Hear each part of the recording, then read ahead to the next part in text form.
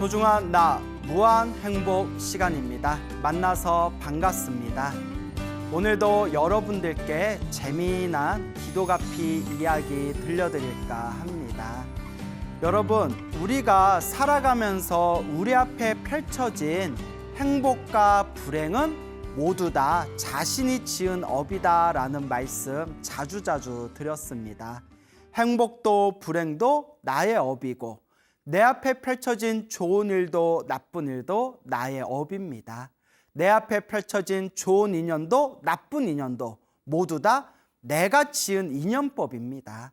결국 내가 지금 이 순간 어떤 업을 짓냐에 따라서 내 미래의 운명이, 내 미래의 삶의 모습이 점점 바뀌어 나가게 될 것입니다.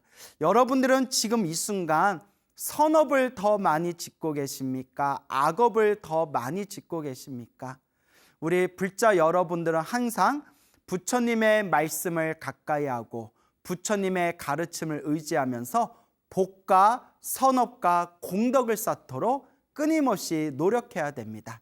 늘 마음으로 이 부처님의 가르침을 닦아나가고 늘 이 마음을 깨치도록 노력해야 됩니다. 결국 내 앞에 펼쳐진 모든 행복과 불행이라는 것은 지금 이 순간 나의 선택에 의해서 달라지게 될 것입니다. 그래서 저한테 스님, 어떻게 해야 마음이 좀 편안해질까요? 어떻게 해야 조금 더 행복하게 살 수 있을까요? 어떻게 해야 지금 이 어려움을 좀 극복할 수 있을까요? 제가 항상 드릴 수 있는 이야기는 딱 3가지밖에 없습니다. 수많은 사람들이 저를 찾아온다 하더라도 제가 드릴 수 있는 얘기는 딱 3가지밖에 없고, 아무리 사람들이 특별한 비법을 가르쳐 주세요, 특별한 비결을 가르쳐 주세요 말씀하셔도 제가 드릴 수 있는 이야기는 딱 3가지밖에 없습니다. 하도 이 3가지를 자주자주 말씀드렸기 때문에 아마 우리 소나무 애청자분들께서는 모두 다 귀가 따갑도록 듣고 모두 다 마음속에 외워두셨을 거라 생각이 됩니다. 그 3가지가 뭐죠? 첫째는 업장소멸, 업장참회, 기도를 많이 해라. 기도를 간절하게 정성스럽게 기도를 하면서 내 업장 그리고 내가 지었던 악업들을 조금이라도 더 소멸할 수 있도록 그렇게 간절하고 정성스럽게 염불하고 기도해라 라는 말씀 드렸습니다. 그리고 2번째는 항상 복을 지어야 된다. 복을 짓는다고 해서 거창하게 생각하실 필요 없습니다. 그냥 내 형편 닿는 선에서 항상 부처님께 공양을 올린다거나 내 주변에 불우한 이웃들에게 조금이라도 무언가를 베푼다거나 혹은 몸으로 봉사활동을 한다거나 혹은 조금이라도 다른 사람을 위해서 내가 양보한다거나 이와 같은 것들이 다 복을 짓는 하나의 방법들입니다. 그래서 내 형편에 닿는 선에서 꾸준히 복을 지어라. 그리고 3번째가 가장 중요하다고 말씀드렸죠. 3번째가 마음을 잘 닦아야 된다. 이 마음을 잘 써야 된다라는 말씀 늘 드렸습니다. 부처님의 팔만대장경을 한 글자로 만들면 뭐가 된다고 했습니까? 마음심자가 된다고 했습니다. 이 마음심자가 팔만대장경, 모든 부처님 말씀의 핵심입니다. 그래서 이 마음을 잘 쓰는 거, 이 마음을 잘 다스리는 거, 이 마음을 우리가 깨치는 거, 이것이 불법의 가장 중요한 핵심입니다. 그래서 누구든지 항상 정성스럽고 간절하게 기도하고 그리고 내 형편에 닿는 선에서 꾸준하게 복을 짓고 그리고 평상시에 이 마음을 잘 쓰는 것을 꾸준히 1년, 2년, 3년, 5년 꾸준히 닦아나간다면 분명히 여러분들의 삶이 편안해지고 안정돼지고 점점 여러분들의 삶이 이렇게 안락하게 변하게 될 것이다 라는 것을 스스로 느끼고 스스로 체험하시게 될 겁니다. 실제로 저와 인연이 있는 많은 불자님들께서 제가 이 가르쳐드린 3가지 방법을 꾸준히 닦으신 불자분들이 정말 효과를 보았다. 정말 놀라운 가피를 얻었다. 정말 자기 인생이 변화되는 정말 크나큰 체험을 하게 되었다. 이런 많은 불자님들의 실제 경험담을 제가 아주 귀가 아프도록 많이 들었습니다. 그러니까 의심하지 마시고 그냥 꾸준히 닦을 뿐입니다. 어떤 분들은 이런 말씀을 합니다. 스님, 소나무 방송을 보거나 다른 불자분들 이야기를 들어보면 다들 기도를 하면서 그렇게 좋은 가피도 얻고 좋은 일도 생기고 눈에 보이는 확연한 효과가 있는데 왜 저는 이렇게 오래 기도해도 왜 이렇게 제가 이렇게 마음으로 와닿는 가피라든가 체험이 없을까요? 그런 집착부터 내려놔야 됩니다. 제가 늘 불자님들께 말씀드리죠. 그나마 전생에 복을 많이 지은 사람들은 이번 생에 기도를 조금만 해도 효과를 빨리 보고, 전생에 복 짓지 않고 박복하게 살았던 사람들은 이번 생에 기도를 많이 해도 효과가 좀 더디게 일어난다. 하지만 효과를 빨리 보든 효과를 더디게 보든 지금 이 순간 내가 닦고 있는 이 공덕은 반드시 내 마음속에 차곡차곡 그 선업과 공덕의 힘이 쌓이고 있는 것이다. 남하고 비교할 필요 없습니다. 그냥 내가 묵묵히 닦아나갈 뿐입니다. 그리고 소나무 우리 불자분들을 통해서 제가 항상 늘 누누이 말씀드리는 게, 기도하고 공덕을 쌓으면서 나쁜 일이 생기는 것은 내가 받아야 할 큰 업보를 지금 작게 받고 있는 것이다 라는 말씀 자주 드렸습니다. 그러면서 여러분들 기도하면서 신행생활하면서 중간중간 고비가 온다 하더라도 절대 이렇게 흔들리지 마시고 그 고비에 마음이 무너지지 마시고, 내가 크게 받아야 할 업보를 지금 작게 받으면서 소멸하고 있는 것이구나 라는 믿음을 갖추시기 바랍니다. 어느 소나무 아주 독실한 애청자분께서 직접 저에게 전해주신 이야기입니다. 지금 인천에서 식당을 하고 계시는 보살님이세요. 저 인천에서 이제 돈가스 식당을 하고 계시는 보살님이신데요. 저 출가기 전에 어렸을 때 아버지 따라서 돈가스 엄청 많이 먹었는데, 그렇죠. 여러분 돈가스 좋아하세요? 자, 어쨌거나 이 인천에서 돈가스 하시고 계시는 요 불자님, 보살님께서 당신께서 인천에 오시기 전에 양산에서 살고 계셨대요. 이 양산에서 살고 계셨는데 남편분께서, 사랑하는 남편분께서 젊은 나이에 좀 일찍 세상을 떠나셨대요. 갑작스럽게 젊은 나이에 세상을 떠난 그 남편을 그리워하는 그 슬픔 때문에 완전 한동안 술에 쩔어서 사셨대요. 그러니까 마음이 막 공허하고 막 허한 거잖아요. 그래서 선후배랑 친구들이랑 매일매일 그렇게 술판을 벌이셨대요. 매일매일 그렇게 술로 밤을 지새우던 그런 한동안의 나날의 시간들을 보내셨는데, 말 그대로 이제 술에 완전히 쩔어서 산 거죠. 그러다가 어느 날 무슨 일이 있어가지고 이렇게 아는 집 방앗간을 갔대요. 방앗간을 갔는데, 방앗간에서 이렇게 일을 보고 있는데 방앗간 이렇게 한 구석에 금강경 책이 이렇게 놓여져 있더래요. 금강경. 그래서 이거 부처님 경전이네. 이거 왜 여기 있어? 이러니까 그 방앗간 주인 되시는 분께서 나 요새 절에 다니면서 금강경 사경기도 하잖아. 이렇게 이야기를 하더래요. 금강경 사경기도 하거든. 되게 좋아. 그거 하니까 너무 좋네. 마음도 편안하고 너무 좋아. 근데 요 보살님이 금강경 사경이란 말에 갑자기 가슴이 이렇게 울렁거리시더래요. 이게 인연법이에요, 여러분. 인연법이에요. 이것도 그 보살님이 전생에 지어놓은 복과 성근이 있으니까 마음이 뭐가 딱 하고 와닿는 거지. 전생에 복 없는 사람들, 착한 뿌리를 심어놓은 게 없는 사람들은 이거 뭐야? 금강경이야. 그래? 그리고 그게 끝나는 거예요. 아니죠. 아예 금강경 책이 있든 없든 그게 아예 눈에 보이지도 않아요.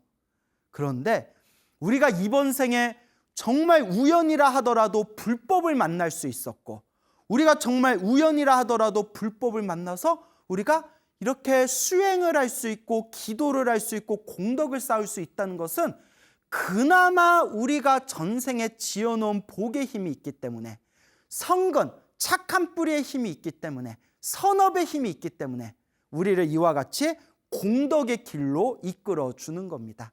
그래서 제가 가장 좋아하는 구절 있지 않습니까? 사람으로 태어나기 어렵고 불법을 만나기 어렵다.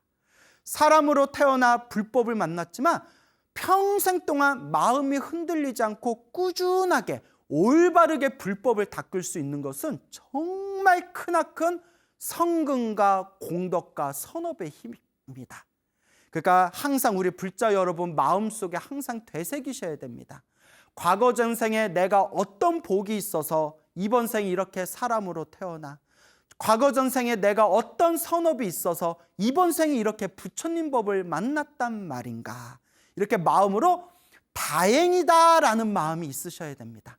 정말 다행이다. 사람으로 태어나 다행이고 불법을 만나 다행이다. 이것을 초발심 자격문에서는 다행지심, 참으로 다행한 마음이다.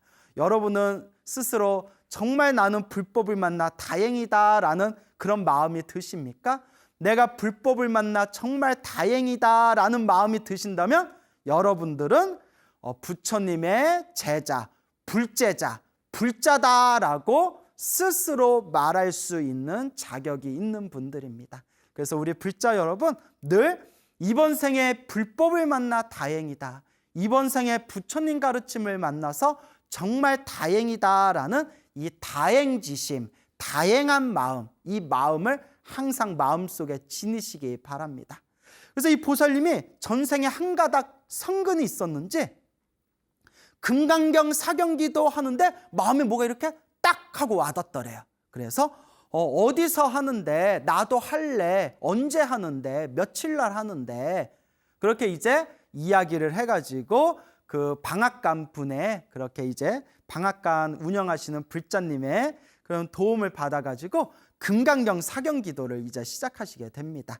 그래서 그 당시, 지금도 하고 있는지는 모르겠는데 통도사, 양산하면 이제 양산 통도사라고 하잖아요. 이제 통도사에 가서 거기서 이제 불자님들이 뭐 일주일에 한두 번인가 이렇게 불자님들이 모여가지고 이렇게 스님의 지도를 받으면서 이렇게 하루에 몇 시간씩 금강경 사경을 이렇게 올렸답니다. 금강경 사경을 올렸는데 희한한 게 금강경을 사경하면서 정말 마음이 이렇게 편안해지더래요. 근데 여러분, 우리가 꼭 경전 사경이 아니더라도 필사라고 하잖아요. 요새 젊은 애들 사이에서 필사라는 그런 취미 활동이 늘고 있다 하더라고요.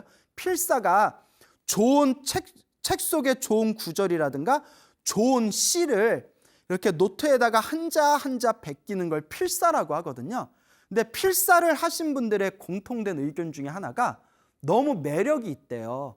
어떤 매력이에요 하면 쓰다 보면 마음이 편안해지고 이렇게 힐링이 되는 느낌이 든대. 힐링이 되는 느낌. 그러니까 꼭 경전을 베끼지 않더라도 무언가를 집중해서 그 순간만큼 내가 예쁘게 글씨를 써내려가는 것 자체가 그게 바로 나의 마음을 편안하게 안정시켜주는 역할이 있습니다. 근데 하물며 부처님의 심오한 가피가 담겨져 있는 부처님의 소중한 말씀을 우리가 필사, 사경을 한다면 얼마나 더 마음이 편안하고 얼마나 더 큰 가피를 받지 않을 수 있겠습니까? 그래서 이 보살님께서 금강경 사경기도를 시작했는데 한자 한자 베끼면서 마음이 편안해지는 게 느껴지더래요. 마음이 편안해지고 그래서 그 맛에 꾸준하게 계속 기도를 하셨대요. 금강경 사경기도를 계속 하셨는데, 근데 보살님이 그런 와중에서도 술은 쉽게 못 끊었나 봐요. 술은. 근데 여러분, 뭐든지 습관이 중요해요. 우리가 수행이라는 표현이 있잖아요. 수행하다라는 표현이 있지 않습니까? 우리가 수행이라는 단어의 어원을 찾아보면 이 수행이라는 단어에 이 습관들이다, 좋은 습관을 들이다, 몸과 마음을 훈련하다라는 뜻들이 포함되어 있답니다. 결국 수행이라는 것은 또 다른 의미의 습관이에요. 중생으로 살던 습관에서 이제 부처님의 모습으로 내 습관을 점점 아름답게 변화시켜가는 거예요. 그렇게 우리가 수행을 하면서 자꾸 좋은 습관을 들여야 됩니다. 그래서 우리가 계율이라고 할 때 계율의 계자가 산스크리트어로 신라라고 부르거든요. 신라의 뜻이 좋은 습관이란 뜻이 있다고 합니다. 그래서 살생하지 않는 좋은 습관, 그리고 또 거짓말하지 않는 좋은 습관, 도둑질하지 않는 좋은 습관, 그리고 음란한 짓을 하지 않는 좋은 습관, 그리고 술을 가까이 하지 않는 좋은 습관, 이게 바로 5개지 않습니까? 살생하지 말라, 도둑질하지 말라, 음란한 짓을 하지 말라, 거짓말하지 말라, 술을 포함해서 정신을 흐리게 하는 것들을 가까이 하지 말아라. 이게 계율을 통해서 좋은 습관이 내 몸과 마음의 완성이 되어가는 겁니다. 그래서 항상 우리가 수행하는 불제자분들은 이 습관이 참 중요한 거죠.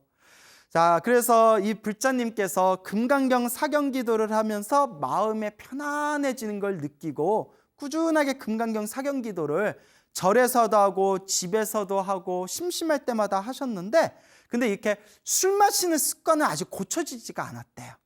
그러다가 어느 날 이제 전날 밤에 이제 친구들하고 그냥 거나하게 이제 술판을 한번 벌였나 봐요.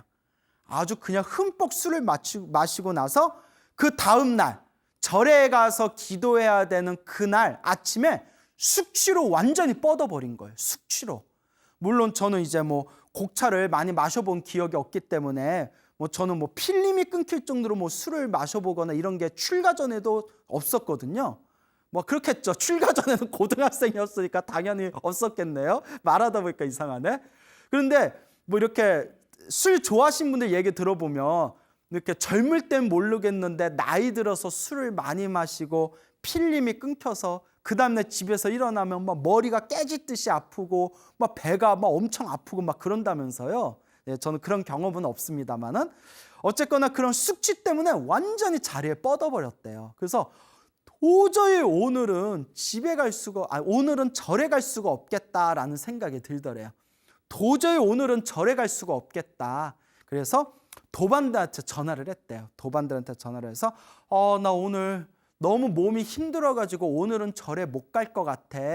그러니까 나 오늘 절에 못 가요. 그렇게 알고 계세요. 대신 집에서 기도하고 있을게요 하고 이제 도반들한테는 절에 못 간다고 연락을 하고 그냥 이렇게 뻗었는데 살짝 잠이 들었을 때 꿈을 꿨대요. 꿈속에 너무나 생생하게 눈앞에서 환한 연꽃들이 펼쳐지면서 환한 연꽃들이 보이면서 수많은 스님들이 이렇게 앉아있는 게 보이더래요. 환한 연꽃에 수많은 스님들이 이렇게 앉아있는 모습을 딱 본 거예요. 숙취에 취해가지고 뻗었는데 꿈은 겁나 좋은 꿈을 꿨어. 하여튼 그러면서 그 꿈을 딱 꾸고 딱 깬 순간 마음속에서 내가 이러면 안 되지 하고 몸을 일으켜서 막 이렇게 급하게 샤워를 깨끗하고 양치질한 뒤에 후다닥 옷을 입고 절로 갔대요. 그러니까 나 오늘 절에 못 가 해놓고 잠깐 잠에 들었는데 환한 연꽃과 스님들의 모습을 보면서 꿈에서 딱 낀 뒤에 내가 이러면 안 되지 하고 뭔가 마음이 움직인 거예요. 이게 성근이에요. 이게 착한 뿌리. 안 되지. 내가 늦어서라도 빨리 절에 가야겠다. 깨끗하게 이제 숨 쉴 때마다 술 냄새 팍팍 풍기면 안 되잖아요. 절에서. 가끔 그 술 좋아하시는 분들 보면 젊은 사람은 좀 괜찮은데 연세 드신 분들일수록 옆에서 이렇게 이야기할 때마다 숨 쉴 때마다 술 냄새가 막 느껴질 때가 있거든요. 예, 그게 아마 이제 세포가 점점 약해져서 그런가 봐요. 알코올을 충분히 해독을 못해서. 그래서 이제 깨끗하게 이제 샤워를 하고 양치를 한 뒤에 옷을 갖춰 입어가지고 통도사 앞에서 이제 통도사에 가서 그 기도하는 법당까지 일주문을 지나서 그 사경기도하는 법당으로 이렇게 걸어가는데 갑자기 마음이 울컥하면서 이유도 없이 자기도 모르게 눈물이 계속 쏟아지더래요. 그냥 눈물이 계속 쏟아지더래요. 눈물이 하염없이 몇 날 며칠 동안 반복해서 걸었던 일주문과 금강경 사경기도하는 그 법당인데 그날 따라서 눈물이 계속 쏟아지면서 가슴이 울컥울컥거리더래요. 그래서 여러분 가끔 불자 여러분들이 이런 질문을 하세요. 스님 기도하다가 저도 모르게 눈물 날 때가 있어요. 그 왜 그런 거예요, 스님? 옆에 사람들 보기 창피한데 기도하다가 갑자기 눈물이 날 때가 있어요. 그게 옛날 어른 스님들 하신 말씀이 내 가슴에 한이 많거나 내 가슴에 쌓여있는 업장들이 그게 정화되는 과정이래요. 내 가슴에 알게 모르게 뭉쳐있던 것들이 기도의 힘에 의해서 정화되면서 그게 눈물로 그 그 독소들이 막 뿜어져 나오는 거래요. 그러니까 눈물이 날 때는 그냥 우셔도 된대요. 그렇다고 남들 옆에서 기도하는데 대성통곡하면 돼요, 안 돼요? 그러면 안 돼요. 그 남들 옆에서 기도하는데 옆에서 막 으아 하고 막 대성통곡하면 그걸 이제 진상이라고 부르죠. 진상. 울 때는 나가서 우세요. 알겠죠? 나가서 우세요. 자, 어쨌거나 기도하다가 이제 눈물이 나는 것은 그렇게 좋은 현상입니다. 그렇다고 주구장창 울기만 해서는 안 되겠죠. 근데 기도하다가 그렇게 눈물이 이제 쏟아질 때가 있어요. 요 보살님이 그 일주문에서 금강경 기도하는 그 장소로 막 걸어가면서 막 이렇게 눈물이 막 쏟아지더래. 막 눈물이 이제 쏟아져서, 그래서 자기가 늦게 도착했기 때문에 이제 법당에 이제 뒤에 살그머니 앉았는데, 그날따라 스님께서, 지도법사 스님께서 법문을 하고 계시더래요. 원래 평상시에는 그 법문은 거의 안 하시고 보통 사경기도 위주로 이렇게 시간이 진행이 되는데, 그날따라 스님께서 이렇게 짧은 법문을 하고 계셨대요. 근데 이렇게 법문을 하시다가 기도를 많이 하는, 기도를 열심히 하는 불자들은 술을 가까이 하면 안 된다, 또 이런 법문을 하시더래요. 순간 뜨끔할 거 아니에요. 내 얘기하나? 내 얘기하는 건가? 근데 여러분, 이런 경우가 있어요. 저 같은 경우에도 이렇게 사람들한테 법문을 하다 보면 사람들이 다들 뭐라고 하냐면, 스님 제 얘기하는 것 같아요, 이러시더라고요. 경상도에 계신 분도 자기 얘기하는 것 같다 그러고, 전라도에 계신 불자님도 자기 얘기한 것 같다 그러고, 하다못해 저기 제주도에 계신 분도 자기 얘기하는 거 아니냐고 그러더라고요. 아니에요. 이게 왜 그러냐면 중생들 사는 게 비슷해서 그래요. 중생들 사는 게 비슷해서 저는 저 사람 이야기한 게 아닌데 스스로가 찔리는 거예요. 어머, 내 얘기하는 건가? 그게 아니라 원래 우리 중생들 살아가는 게 원래 모습이 비슷비슷해서 그렇습니다. 그러니까 그 스님께서 그 금강경 기도에 모이신 분들한테 이렇게 짧게 법문하실 때 그 술을 많이 마시면 안 된다, 술을 가까이 해서는 안 된다라는 법문을 하는데, 그게 딱 자기 얘기하는 것처럼 딱 꽂히더래요. 그래서 그 법문을 듣고, 그래, 내가 앞으로 기도를 더 열심히 하자, 이제 술은 가까이 하지 말자라고 그게 마음에 다짐을 하고, 그날 이후로 술을 딱 끊었대요. 그날 이후로 술을 2번인가 3번 정도 어쩔 수 없이 조금 더 마시고, 하여튼 그날 이후로 거의 술을 딱 끊어서 지금은 거의 술을 입에도 안 대신다고 하더라고요. 그와 같이 아마 이제 마음에 그 눈물을 흘리면서 마음에 잠겨 있었던 어떤 공허한 느낌, 서러움, 혹은 마음속에 있었던 어떤 한 같은 게 눈물로 쏟아지면서 그 허한 마음을 채우기 위해서 마시던 그 술을 자연스럽게 빨리 끊을 수 있게 된 게 아닌가 생각이 듭니다. 그래서 이 보살님께서 그 후로도 이제 열심히 이제 기도를 하셨고, 그래서 지금은 인천에서 이렇게 식당을 운영하면서도 기도를 하시는데, 지금까지 너무나 부처님의 소중한 가피를 받아가지고 그저 부처님께 감사드리는 마음으로 항상 기도를 하신대요. 그러면서 말로 다 표현할 수 없을 정도로 너무 많은 가피를 받으셨대요. 그래서 제가 딱 생각나는 거 하나만 얘기해 주세요 했더니, 가장 기억에 남는 것 중에 하나인데, 그분께서 이제 식당을 운영하다 보니까 이제 자꾸 허리가 아파오더래요. 허리가 너무 아파서 막 디스크처럼 너무나 이제 허리가 아파오는데, 이렇게 약을 먹고 치료를 받아도 쉽게 낫지가 않더래요.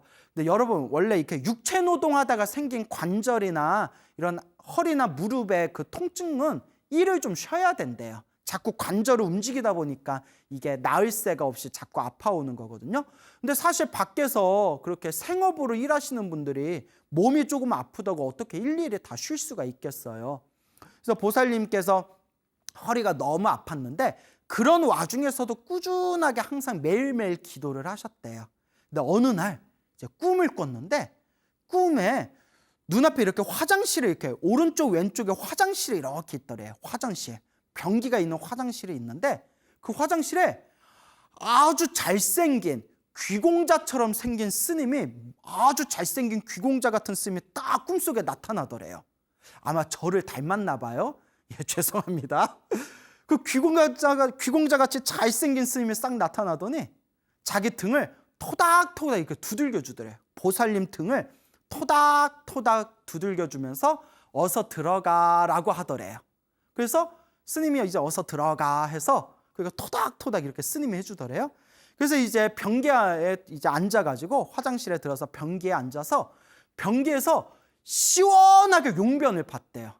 꿈에서도 시원하게 이제 용변을 봤는데, 그 시원하게 용변을 보고 나서 꿈에서 딱 깼는데, 이미 뭐 소나무 많이 보신 분들은 이 패턴이 있잖아요. 예? 그 꿈을 꾸고 나서 허리에 아픈 허리 통증이 그날 이후로 흔적도 없이 사라졌대요. 그래서 하도 이런 이야기를 많이 들려드려서 이제 여러분들 별로 신기한 느낌도 안 들 거예요. 너무나 그 허리가 아팠던 시절에 그 꿈속에서 화장실이 보이고 아주 귀공자처럼 스님이 나타나셔서 귀공자처럼 생긴 스님이 등을 토닥토닥 두들겨주면서 어서 들어가 해서 화장실에 들어가서 변기에서 시원하게 이렇게 용변을 보고 난 뒤에 그 허리 아픈 통증이 그날 이후로 흔적도 없이 사라졌다고 합니다. 그러니까 이와 같은 체험을 하면, 이와 같은 자신의 가피의 맛을 보게 되면 더 이상 불보살님의 어떤 위신력에 대해서, 부처님의 가르침에 대해서 더 이상 의심이 되지 않습니다. 그래서 이 이야기를 해주신 그 인천의 그 보살님께서도 하시는 말씀이, 자기가 실제로 이런 체험을 하고 자기가 실제로 이런 경험을 했더니 소나무에 나오는 그 수많은 불자님들의 이야기가 하나도 의심이 안 된다는 거예요. 이런 이야기를 평소에 불자님들이 많이 하십니다. 내가 체험하니까, 내가 체험을 하고 나니까 소나무에 나왔던 그 신비한 이야기들이 하나도 의심이 되지 않더라.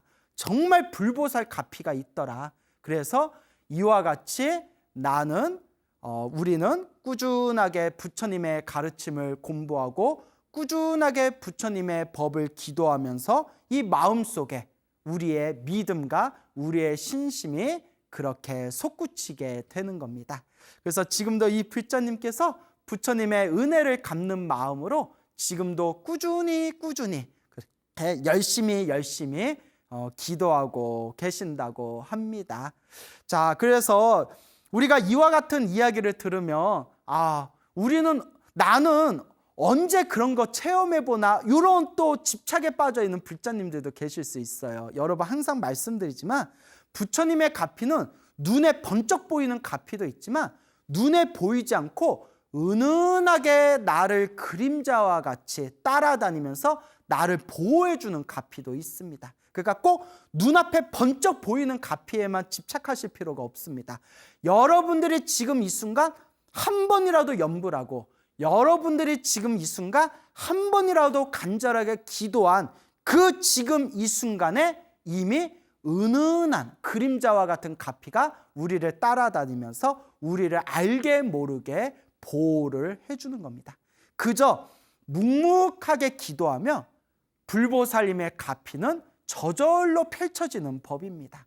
오히려 내가 빨리 얻어야지, 내가 빨리 가피를 받아야지, 빨리라는 그 집착이 오히려 진정한 불보살님의 가피를 장애하는 마장이 될 수가 있습니다. 그저 묵묵하게, 그냥 꾸준하게 닦아나가는 것, 그 속에 진정한 부처님의 가피가 저절로 펼쳐지고 저절로 꽃피워지는 묘한 도리가 있다는 것을 불자 여러분들께서는 명심하시고 마음속에 집착 없이 묵묵하게 닦아 나아가시길 바랍니다. 저와 친분이 깊으신 어느 불자님이 계십니다. 어느 보살님이 계시는데 평상시에 이제 그 소나무를 많이 보시고, 그리고 이 소나무 프로그램을 통해서 지금 진정한 불자로 거듭나시고 매일매일 열심히 기도를 하고 계시는 그런 소나무 광팬이신 그런 보살님이 계시는데요. 이 보살님께서는 이제 평상시에 법화경 사경을 많이 하셨고, 또 법화경 사경을 너무 몇 시간 동안 매일매일 무리하시다 보니까 어깨가 좀 아프셔가지고 그래서 그 뒤로 또 신묘장구 대다라니 기도를 또 많이 하셨다고 해요. 그래서 평상시에 법화경 기도와 신묘장구 다라니 기도를 많이 하신 그런 이제 보살님이 계시는데요. 이 보살님께서도 기도를 하면서 말로 다 표현할 수 없을 만큼 그런 은은한 그런 놀라운 가피를 굉장히 많이 받으셨습니다. 그래서 이 부처님의 가피에 항상 감사하는 마음으로 지금도 매일매일 열심히 기도를 하고 계시는 분인데요.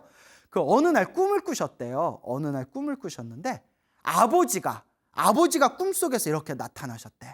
아버지가 꿈속에서 이렇게 딱 나타나시더니 아버지께서 이렇게 도끼를 들고 그 쇳덩어리 도끼, 날카로운 도끼를 들고 그 돌아가신 아버지께서 꿈에 도끼를 들고 나타나셔서 야, 네가 살아생전에 나를 얼마나 속을 썩혔냐, 야, 나 받아라 하면서 도끼로 우리 보살님, 그러니까 따님이죠, 보살님 이마를 도끼로 딱 찍어버렸대요. 땡 하고 찍어버렸대요. 네가 살아생전에 내 속을 얼마나 썩혔냐. 아니, 우리 보살님이 도대체 아버지 속을 얼마나 썩혔길래 꿈속에서 아버지가 도끼를 들고 나타나요? 네가 살아생전에 내 속을 얼마나 썩혔냐, 야, 받아라 하면서 도끼로 보살님 머리를 딱 찍었대요. 꿈에서도 얼마나 아프던지 꿈에서도 아야! 그러면서 그 도끼를 든 아버지께서 너 지금 어깨가 많이 아프지? 됐다, 받아라 하면서 도끼로 보살님 어깨를 또 한 번 찍어줬대요. 그러니까 이마를 한 번 찍고 나서 너 지금 어깨가 많이 아프지? 하면서 어깨를 또 두 번째로 딱 찍어준 거예요. 아까 말씀드렸지만 보살님이 평상시에 그 법화경 사경을 너무너무 많이 하셔가지고 어깨에 통증이 좀 오셨거든요. 어깨 많이 아프지? 야, 받아라 하고 어깨를 이제 도끼로 꽉 찢는 순간 잠에서 딱 깨셨대요. 잠에서 딱 깼는데 꿈에서 도끼를 맞았는데 머리가 어찌나 얼얼한지 실제로 어디에 몽둥이에 얻어맞은 것처럼 얼얼한 통증이 3일 동안 지속이 됐대요. 꿈에서 도끼 맞은 그 자리가 얼얼한 게 3일 동안 머리가 아팠다고. 그런데 놀라운 게 꿈에서 아버지가 도끼로 이마를 찍은 뒤에 너 어깨 아프지? 됐다, 어깨도 받아라 하고 어깨를 또 도끼로 찍어줬잖아요. 어깨로 도끼를 찍어준 그 날 이후로 그 은은하게 아파오던 그 어깨 통증이 흔적도 없이 싹 사라졌대요. 이마를 때린 데는 3일 동안 얼얼하게 아프고 어깨를 때린 데는 평상시에 아팠던 어깨 통증이 싹 사라진 거예요. 이걸 전문 용어로 병 주고 약 주고라고 표현하나요? 그래서 보살님께서 기도를 하다가 문득 이런 생각이 드시더래요. 왜 아버지가 도끼를 들고 나타나셔서 내 이마를 때리셨을까? 아, 살아생전에 아버지 속을 많이 썩혔던 아버지와의 그 업장, 아버지와의 그 업보의 빚을 내가 부처님께 기도를 열심히 해서 그 아버지의 빚을 내가 꿈속에서 도끼로 그 빚을 갚았구나라는 생각이 드시더랍니다. 그리고 내가 또 기도 열심히 한다고 기도하다가 아픈 어깨를 도끼로 또 찍어줘서 이 어깨 아픈 그런 통증이 흔적도 없이 사라지셨다고 합니다. 이러한 이야기들을 들으면 정말 놀랍지 않을 수가 없습니다. 그러니까 여러분, 힘들고 괴롭고 답답할 때 제가 드릴 수 있는 얘기는 딱 3가지밖에 없습니다. 기도하세요.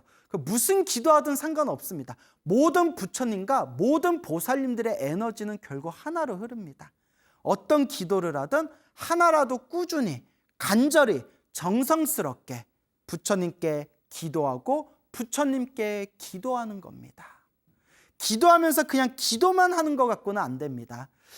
제가 평상시에 소나무에서도 말씀드렸던 내용인데, 나 혼자만 기도해서 나 혼자 이렇게 기도해서 갚이 받아야지 하는 사람보다는 기도하면서 주변에 복을 많이 짓는 분들이 기도 갚이를 훨씬 더 빨리 받습니다. 왜냐? 나 혼자서 아무하고도 섞이지 않고 그냥 나 혼자서 나 혼자의 이익을 위해서 기도하는 분들은 이미 내 마음에 깍쟁이 마음, 나 혼자만 누리고자 하는 마음, 나 혼자만 이익을 보고자 하는 그런 조그만 종지기 같은 조그만 얄팍한 마음으로 기도하기 때문에 기도 갚이가 빨리 오질 않습니다. 근데 기도를 하면서 그냥 내 형편에 닿는 대로 조금씩이라도 봉사활동을 하고 혹은 주변에 조금이라도 베풀고 조금이라도 부처님께 공양 올리면서 기도하는 분들은 오히려 그 자그만 나만 누리겠다는 그 개인적이고 이기적인 내 마음의 그릇이 점점 넓어지고 넓어지면서 기도할 때 부처님 갚이를 빨리 받게 됩니다. 저와 그 친분이 있는 젊은 청년불자가 있어요. 거사가 있는데 젊은 청년 거사가 있는데 그 20대부터 기도를 열심히 했어요. 20대부터. 그 20대의 기도를 열심히 할 정도면 참 대단한 청년이에요, 여러분. 요새 젊은 애들은 기도 같은 거 잘 안 하는 편이지 않습니까? 근데 내가 전생의 업장이 참 두껍다. 내가 부처님의 법을 만났으니 이번 생에 업장 소멸 잘하고 내가 내 선업과 공덕을 잘 지어야 되겠다라는 마음으로 20대부터 열심히 이제 기도를 했던 이 젊은 청년불자가 있었는데 지금 이제 30이 넘어갔죠. 세월이 정말 유수와 같이 빨리 흐르네요. 근데 이 청년불자가 하는 얘기가 자기가 이제 기도를 하면서 점점 자기가 마음이 편안해지고 정말 부처님의 큰 갚이를 받고 있다는 게 느껴지더랍니다. 그러면서 이 청년불자가 하는 얘기가 스님, 제가 기도를 하면서 정말 내 업장이 두껍구나라는 걸 확연하게 느꼈습니다. 기도를 하면 할수록 정말 부처님 갚이가 있구나라는 것도 느꼈지만 부처님께 기도하면 기도할수록 내가 정말 전생의 업이 두껍구나. 내가 정말 전생의 업이 두꺼워서 내가 이번 생에 이렇게 괴로움이 많았던 거였구나라는 것을 확연하게 느끼게 되었다고 합니다. 불자 여러분, 이런 마음이 중요해요. 부처님한테 기도해서 뭐 좀 주세요, 뭐 좀 채워주세요, 뭐 좀 나에게 주세요라는 그런 마음보다, 그런 얄팍한 거지근성 같은 주세요 구걸하는 거지근성 같은 마음보다 부처님의 가르침을 통해서 내 마음을 닦고 부처님의 가르침을 통해서 내 업장을 소멸하고 부처님의 가르침을 통해서 내 복과 선업과 공덕을 쌓는다. 이와 같이 묵묵하게 닦으면 부처님의 갚이와 소원 성취는 저절로 펼쳐지게 되는 겁니다. 근데 그지근성으로 주세요 안 주면 삐질 거예요, 이런 마음으로 기도하는 그 얄팍한 마음에 과연 부처님의 진정한 갚이가 들어올 수 있겠느냐라는 것을 우리는 진지하게 고민해 봐야 됩니다. 그래서 마음은 깨끗하고 깨끗한 마음을 가지고 기도할수록 은은한 갚이, 부처님의 진정한 갚이가 우리와 함께 하신다라는 이 마음의 깨끗함에 대해서 한번 진지하게 되새겨 보시길 바랍니다.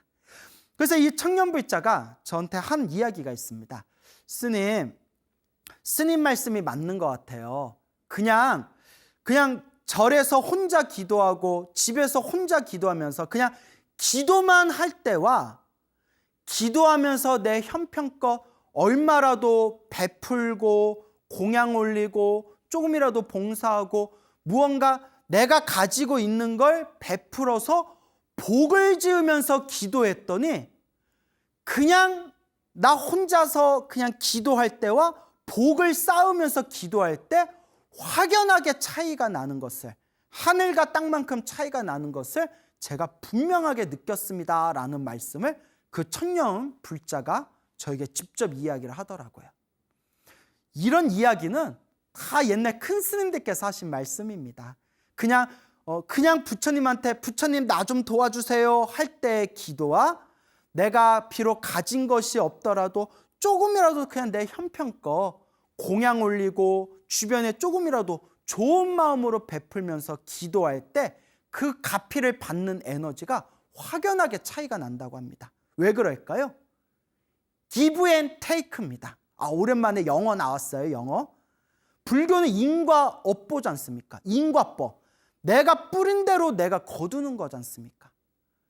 기도를 하면서 내 업은 점점, 내 업장은 소멸하는 거고, 내 업장이 소멸하면서 내가 남들을 위해서 베푼 것이 나에게 몇 배로 돌아오게 되는 겁니다.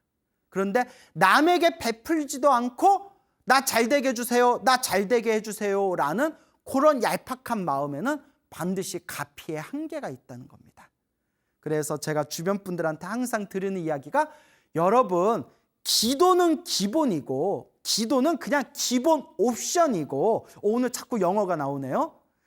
기도는 기본 옵션이고, 기도를 바탕으로 해서 항상 복을 짓고 선업을 짓고 조금씩이라도 좋은 공덕을 쌓아야 됩니다 라고 자주자주 말씀을 드리는 겁니다.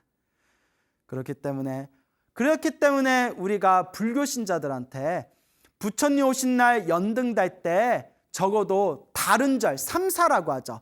다른 절 세 군데에다가 연등, 절 세 군데에다가 연등을 달면 좋습니다 라고 하는 게, 그렇게 절 하나에다라도, 사찰 하나에라도 내가 복을 하나 더 짓겠다라는 그런 마음이 담겨져 있기 때문입니다. 물론 형편이 어려우면 그냥 내가 다니는 절 한 군데에다만 등을 다셔도 됩니다. 근데 제 말은 복은 많이 지을수록 좋다는 거죠. 인과법을 믿는 불자들은 분명히 아실 겁니다. 내가 이렇게 짓는 복은 결국 누구에게 돌아온다? 나에게 돌아온다 라는 것을 불자 여러분들은 아실 겁니다. 자, 그래서 우리 불자 여러분들, 항상 제가 늘 드리는 이야기가 있지 않습니까? 항상 기도하세요. 늘 염불하고 기도하세요. 내가 과거 전생에서부터 알고 지었건 모르고 지었건 내가 지었던 내 업장을 지금 이 순간에 조금이라도 소멸해야 됩니다. 그리고 항상 꾸준하게 복을 지으세요. 그리고 가장 중요한 거, 마음을 잘 쓰고 마음을 잘 닦아야 됩니다. 이 세 가지를 늘 명심하시길 바랍니다. 너무나 힘들고 괴로워서 기도조차도 잘 안 된다고 하는 불자님에게 제가 이런 말씀을 드린 적이 있습니다. 불자님이 지금 이 순간 이렇게 힘들고 괴로운 게 다 불자님이 지었던 업보입니다.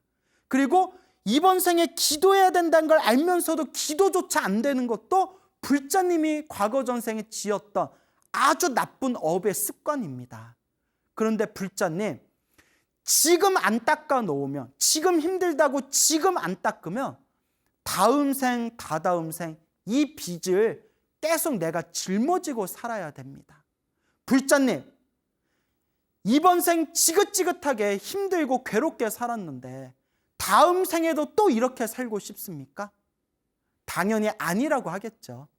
그런 분들에게 이렇게 말씀드립니다.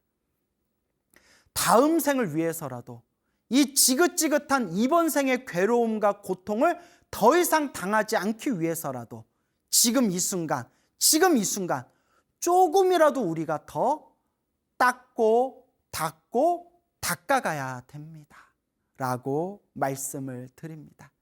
여러분, 우리 앞에 펼쳐진 행복과 불행도, 우리 앞에 펼쳐진 좋은 일도 나쁜 일도, 우리 앞에 펼쳐진 좋은 인연도 나쁜 인연도 다 내가 지은 업의 인연법이라는 것을 꼭 명심하시길 바랍니다. 여러분, 행복해지고 싶습니까? 행복한 삶을 창조하고 싶습니까? 복을 지으십시오. 선업을 지으십시오. 공덕을 쌓으십시오. 복과 선업과 공덕의 힘이 여러분들을 진정한 행복의 길로 이끌어 줄 것입니다. 여러분, 성불하십시오.